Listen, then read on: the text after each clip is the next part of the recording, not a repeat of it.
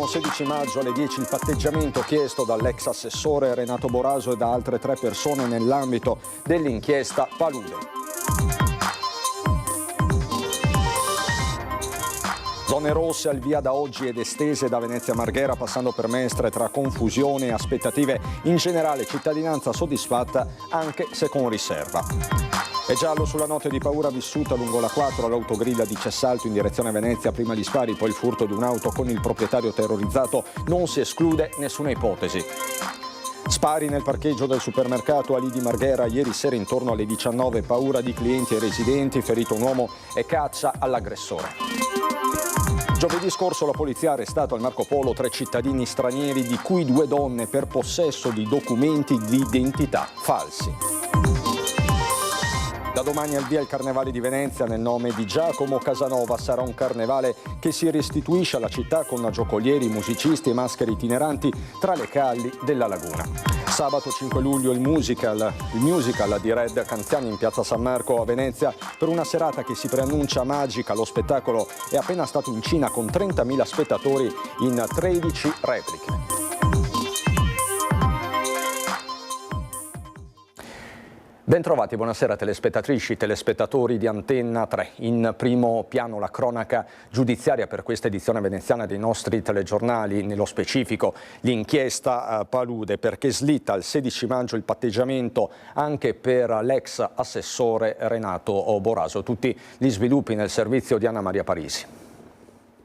Inchiesta Palude con quelle che si pensava fossero ore decisive attorno all'ex assessore comunale alla mobilità Renato Boraso, con la richiesta di patteggiamento presentata dall'avvocato Umberto Pauro, rinviata invece al 16 maggio la decisione del giudice per le udienze preliminari Carlotta Franceschetti, chiamata a giudicare se i 3 anni e 10 mesi di reclusione con la restituzione di 400.000 euro patteggiati dall'avvocato difensore Pauro con il pubblico ministero Federica Baccaglini e Roberto Terzo siano o meno congrui. Con Boraso sono 3 gli imprenditori i cui legali hanno raggiunto un accordo con la procura sulla pena e sulla quale dovrà esprimersi la GUP Franceschetti, 3 anni e 10 mesi. Sarà lei a decidere dunque se accogliere o meno le richieste o andare a processo, che era già stato fissato per il prossimo marzo.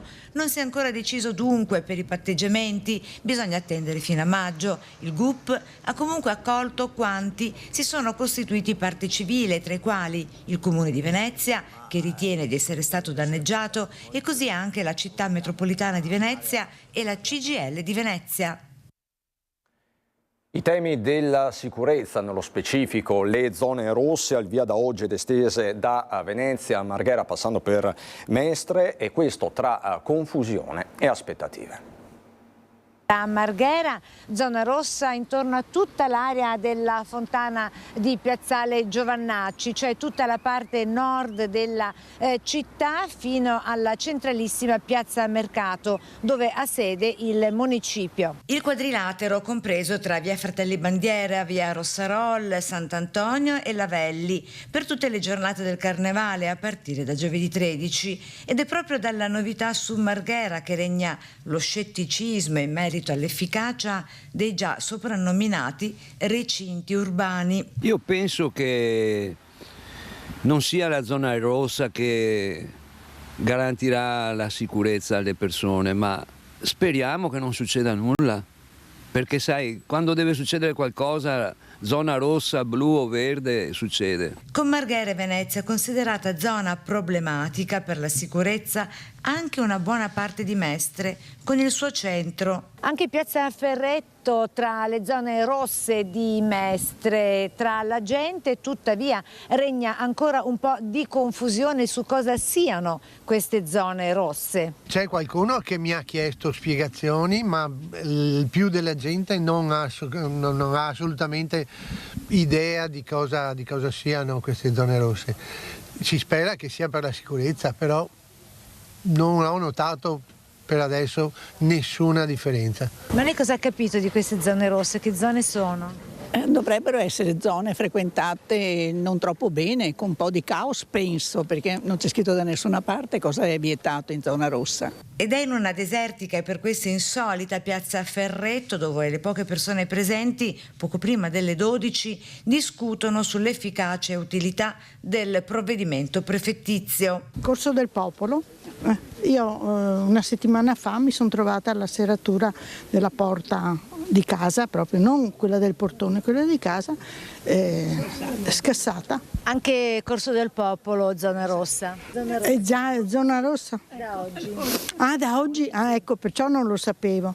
Meno male, guardi, meno male. Penso che il fatto che sia limitata questa ordinanza, che si limiti solo al periodo di carnevale, non credo faccia molto da deterrente, perché poi quando finisce tutto torna come prima. Le zone rosse sono utilissime e credo che, come tutti gli esperimenti, se andranno a buon fine e noi ne siamo convinti, possano poi essere esportabili durante tutto l'anno, perché ci sono zone, Mestre, Venezia, che purtroppo sono vessate dalla malamovida. Ed è giallo sulla notte di paura vissuta lungo la 4 all'autogrill di Cessalto in direzione di Venezia, prima gli spari, poi il furto di un'auto con il proprietario terrorizzato. Non si esclude nessuna ipotesi, né la rapina impropria né il regolamento di conti.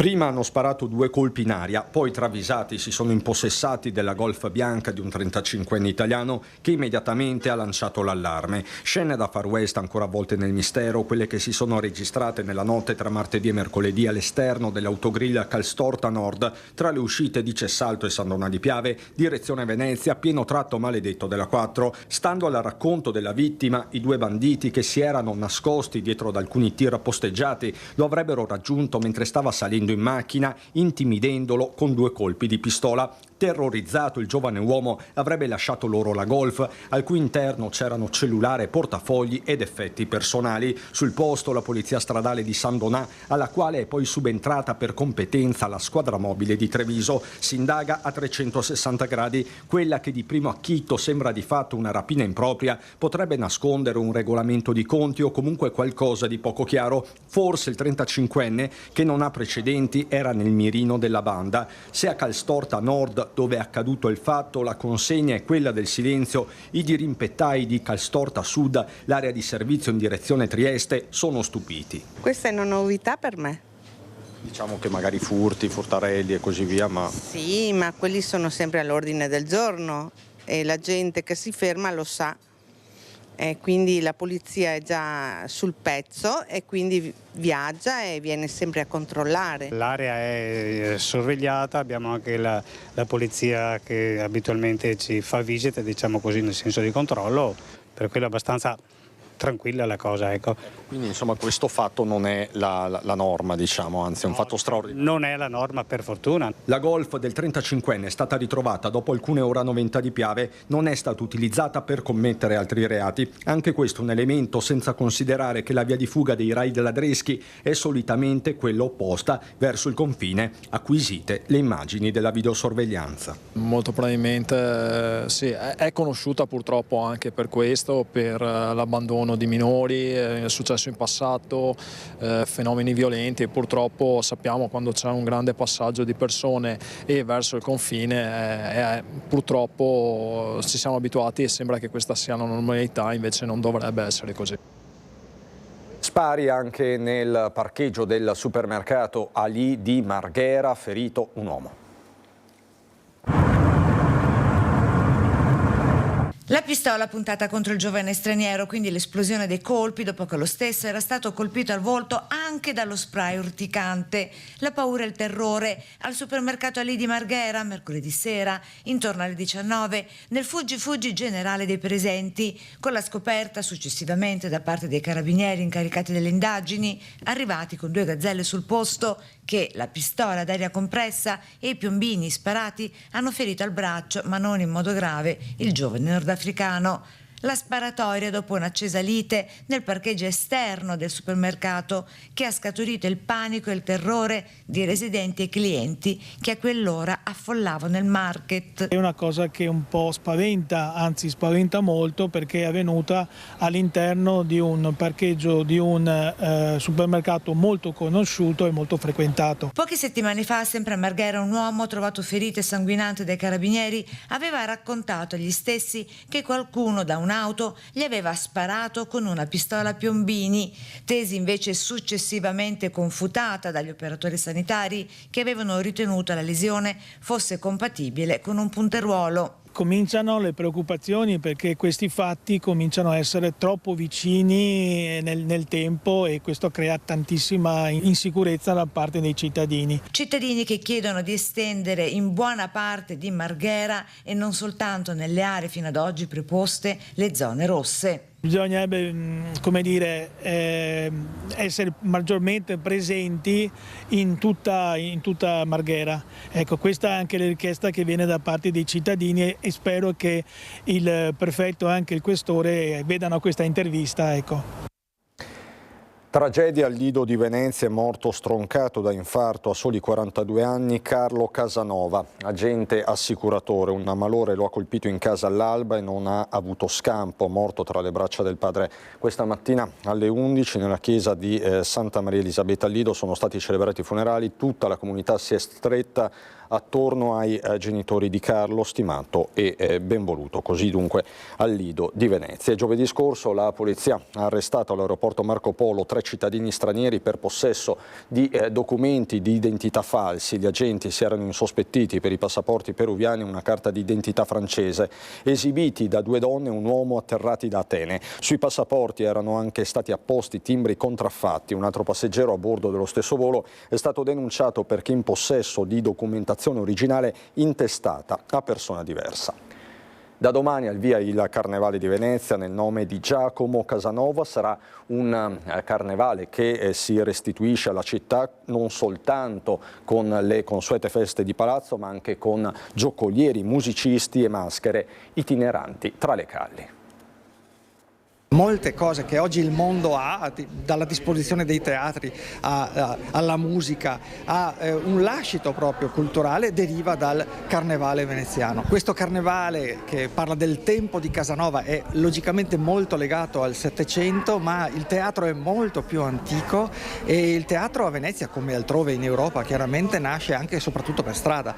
Alcune delle maschere più antiche della commedia dell'arte non a caso parlano veneziano. Il teatro di strada è favoloso perché permette a chiunque di fermarsi, di scegliere l'artista preferito, di proseguire in una città assolutamente meravigliosa, scenografica quale Venezia, il tema Casanova che si sviluppa in tutta la città ed è alla portata di tutti. Un personaggio, Giacomo Casanova, in occasione del suo 300° anniversario dalla nascita, che abbraccia moltissimi settori della cultura, molti ambiti. Io sono orgogliosa, come anche delegata a tutte le attività teatrali, a tutti gli sforzi che sono stati profusi dai teatri per cercare di avvicinare il pubblico, non solo quello adulto ma soprattutto quello dei giovani e, perché no, anche dei visitatori. Il teatro, io lo dico sempre, è vita e quindi ogni qualvolta si può fare un po' di teatro, come fece anche Giacomo Casanova, sono super felice.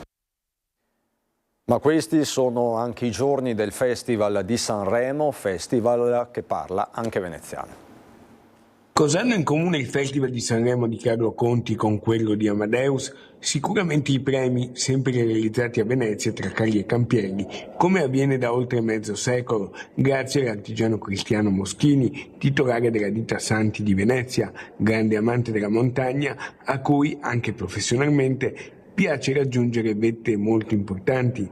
Cristiano prosegue una lunga tradizione di famiglia e racconta. Le tipologie dei premi, diciamo, per i campioni e per le nuove proposte sono sempre quelle del trofeo artistico, diciamo così. Ci sono altri premi presenti durante la serata che vengono assegnati agli autori, ai compositori, piuttosto che agli ospiti d'onore, quelli che vengono insigniti del premio alla carriera. Iniziò tutto da mio nonno che procacciava lavoro, prendeva contatti e esportava il nostro saper fare, diciamo così, e da quella volta cominciammo a produrre questo leone per il Festival di Sanremo. Dal cinema alla musica, visto che Moschini è colui che produce anche i Leoni d'Oro e d'Argento per la Mostra Internazionale d'Arte Cinematografica di Venezia e per tutte le sezioni della Biennale di Venezia, ma questo trofeo di Sanremo ha una caratteristica unica, mai uguale a se stesso. La lavorazione di questo trofeo è decisamente molto molto particolare, perché non si tratta di una semplice fusione. In effetti c'è solo il leoncino che è un pezzo di fusione, mentre tutto il resto del trofeo è finemente cesellato a mano, per cui si tratta di un lavoro artistico, si tratta di un lavoro manuale che permette al trofeo di rimanere se stesso, ma di non essere mai uguale uno rispetto all'altro.